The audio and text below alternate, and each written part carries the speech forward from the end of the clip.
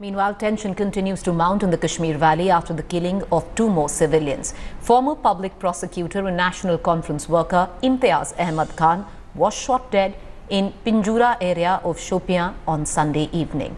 Khan was fired upon by unidentified gunmen and was shifted to the district hospital in Shopian, where he succumbed to injuries. In another separate incident, notorious pro-government Ikhwan commander Rashid Billah was killed by suspect terrorists in Hajin town of Kashmir's Bandipora district. The second incident came amidst heightened tension when the valley remained shut in protest against the death of a 22-year-old youth Sajjad Hussain during clashes with security forces in Srinagar.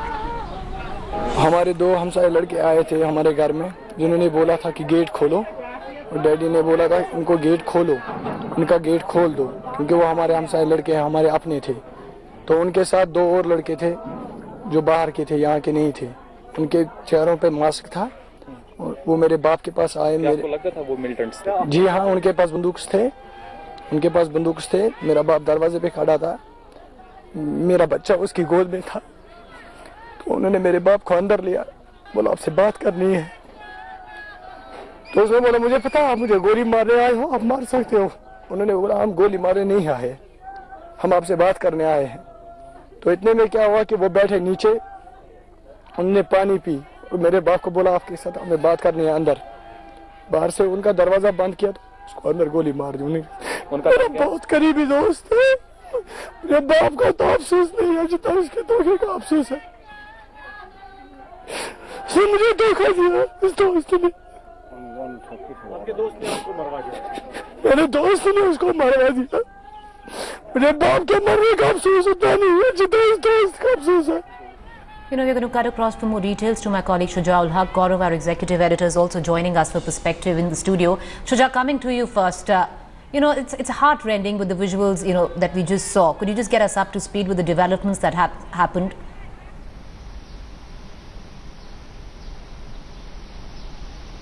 Well, Preeti, you know, both these incidents took place yesterday, in the evening. You know, one from South Kashmir and another from Hajin. You know, like you were pointing out, one of the persons was a former public prosecutor. He was affiliated to a political party, and the other person, you know, who was from Hajin, was used to work with, you know, one of the outfits, which was a pro-government outfit known as Ikhwan. There were a lot of allegations against him for, you know, brutalities on many civilians around that area. You know, both these incidents are being seen, you know, coming at a time when there is heightened tension in the valley, and also worry with the security forces that local militancy sort of has once again begun in the valley. There are, you know, reports of about more than 200, you know, youngsters who are actively, you know, participating in militant activities both in South Kashmir as well as in North Kashmir. A lot of security experts believe that it is going to be tough for the government to, you know, bring the situation to, you know, control before all of this, you know, is once again back to normal. All right, you know, Shuja, stay with us. You know, Gaurav, to put this all in perspective, we are actually approaching what seems to be now one of the hottest summers that the valley would see. Preeti, this is extremely disturbing. This is systematic elimination of pro-India voices in the Kashmir Valley. It's not just two instances. It's very brave for Shuja to put out these images because very few in the valley have the guts to talk about this. Bashir Ahmed Dar in Pulwama, Altaf Dar, Advocate Imtiyaz Ahmed Khan in Shopian, and Rashid Bilal in Hajin. So there is a pattern. It's happening both in South Kashmir and in North Kashmir. Anybody who speaks up for India is being killed at this stage. So there is a pattern to what is happening in the Kashmir Valley. Now join the dots, Preeti. Policemen, their kith, kin, parents being targeted, their houses being ransacked. Their DGP going to the extent, and this is what top sources in Jammu and Kashmir police have told India today, that policemen are being told not to go home because they could be targeted. So there is very systematic targeting of anyone who says India first in the Kashmir Valley. All right, Gaurav and Shuja, just stay on with us. Once again, let's just dip into these heartrending visuals that my colleague Shuja has sent us. हमारे दो हमसाए लड़के आए थे हमारे घर में, जिन्होंने बोला था कि गेट खोलो, और डैडी ने बोला था उनको गेट खोलो, उनका गेट खोल दो, क्योंकि वो हमारे हमसाए लड़के हैं, हमारे अपने थे। तो उनके साथ दो और लड़के थे जो बाहर के थे, यहाँ के नहीं थे।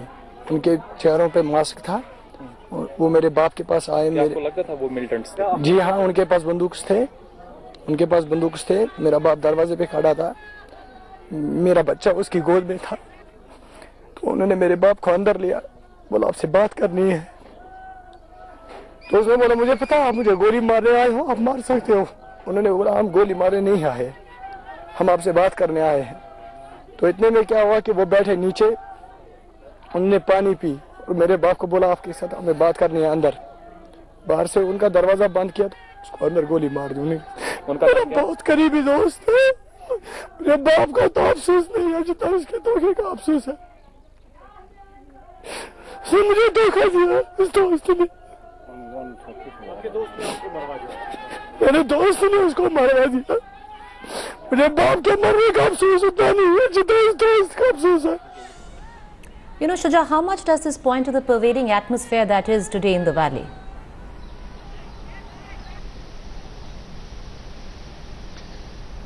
Oh, Preeti, a lot. In fact, this gives you a sense of what is happening on the ground in the valley. There have been increased number of militant activities that one has seen over past few months, particularly after that Burhan Wani encounter in which he was killed in South Kashmir. The unrest that began for about 4 months, a lot of young boys went missing from homes, and the security forces believe that most of them have joined militant ranks. This is one of the biggest challenges for the government, to bring back these boys. In fact, the Chief Minister herself was once quoted saying that we should ensure that these youngsters are brought back home and they should not be killed in encounters. But it does look like that the situation is getting from bad to worse. One, there are increased number of militant activities that we are seeing on the ground.